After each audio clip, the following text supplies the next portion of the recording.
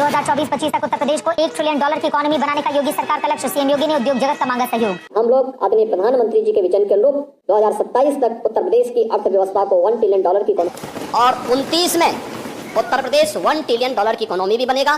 कोई बात ना होगी जी, यहाँ किसी को जल्दी ना है देश को विकसित और यूपी को $1 ट्रिलियन वाली इकोनॉमी बनाने की। अरे तभी तो मोदी जी ने विकसित भारत का लक्ष्य 2047 रखा है। बात तो सही है, क्योंकि मोदी जी जानते हैं कि इस देश की बिना दिमाग वाली बहुमत जनसंख्या तो मुफ्त के 5 किलो राशन का आनंद ले रही है। उनको ना चाहिए विकसित भारत और $1 ट्रिलियन इकोनॉमी वाली यूपी। बिल्कुल राइट। और योगी जी आप $1 ट्रिलियन वाली इकोनॉमी छोड़ो, यूपी को $4 ट्रिलियन वाली इकोनॉमी बनाओ। आपको क्या ही समस्या आ रही है? अरे आप थाइनोस की तरह चुटकी बजाओ और बना दो यूपी को $1 ट्रिलियन वाली इकोनॉमी। समझ रहे हो? बदल दो यूपी का नाम और उसका नाम बदल के रख दो $1 ट्रिलियन वाली इकोनॉमी। जैसे इलाहाबाद को प्रयागराज बनाया और गुड़गांव को गुरुग्राम। आप देखिए हिंदुस्तान को 2047 के पहले विकसित राष्ट्र बना के रहेंगे और अपनी आंखों के सामने देख के जाएंगे। दोस्तों क्या मोदी जी टॉनिक लेते हो क्या जवान होने का, जो आपको इतना यकीन है कि 2047 तक आप देश के पीएम रहोगे और देश को विकसित कर दोगे, जबकि 2047 में आपकी उम्र लगभग 100 साल होगी। बताओ, देश का आम नागरिक मुफ्त का 3rd क्वालिटी वाला राशन खा के 60 साल पार न कर पा रहा, और मोदी जी खुद की 100 साल तक की जिंदा रहने की गारंटी दे रहे हैं। अरे बेटे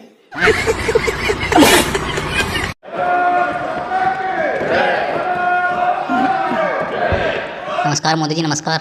आ गए मलेशिया से घूम के। मलेशिया में मजा आया कि नहीं? जोर तो बड़ा पड़ा होगा आपको वापस संसद में आके कि अब फिर विपक्ष की सुननी पड़ेगी और उनके सवालों का जवाब देना पड़ेगा। इस सज्जन को क्या तकलीफ है भाई? राहुल जी ने कहा कि हमारा देश, भारत देश को आपने सेल कर दिया है। मैं सदन में कहना चाहता हूँ, आज तक कोई माइकल लाल पैदा नहीं हुआ जो भारत को सेल कर सकता है, कोई खरीद सकता है। बस मोदी जी और उनके मालिक अडानी को छोड़ के। क्यों मोदी जी? मुझे क्रेडिट नहीं चाहिए। अरे रिजू जी महाराज, क्या सरकारी संपत्ति देश का हिस्सा ना होती क्या? जिनको धड़ाधड़ बीजेपी गवर्नमेंट अडानी के नाम किए जा रही है और देश के सारे पोर्ट और एयरपोर्ट तो अडानी को बेच दिए तुम्हारे मोदी जी। क्या इसको देश बेचना और खरीदना ना कहा जाएगा क्या?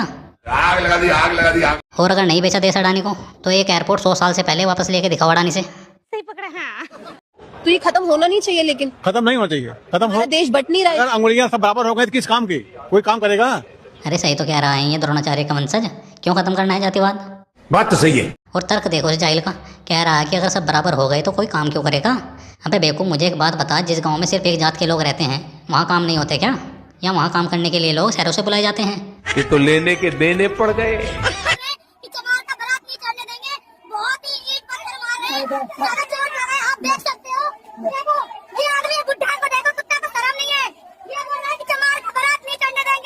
अरे दीदी, यही तो खूबसूरती होती है जातिवादी देश की। हाँ मजे लो उसके। क्या बात कर रहे हैं बाबा?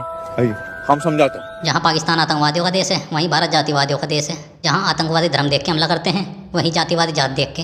बस इतना सही तो फर्क है दोनों में। है तुम पर। क्यों मास्टर, ऐसा ही देश चाहिए था ना तेरे को, जहाँ धर्म गोबर तक खिलाते और जात बारात तक न चढ़ने दे।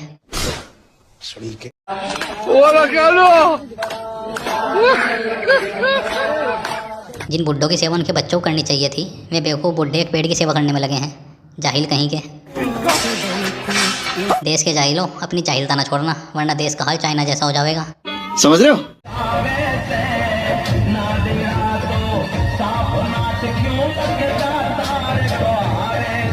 देखो कैसे जाहिल चाइना वालों के बच्चे हाथ में कटोरा लेके नाच रहे हैं। और दूसरी ओर इंडिया के होनहार बच्चे इंडिया के सरकारी स्कूल की छत पे बने रेसिंग ट्रैक पे रेसिंग कंपटीशन कर रहे हैं। मेरी ओर से कोटि कोटि थू है ऐसे जाहिल जातिवादी मास्टरों को, जिनकी वजह से चाइना के बच्चों का भविष्य जाहिलता की खाई में गिरा जा रहा है।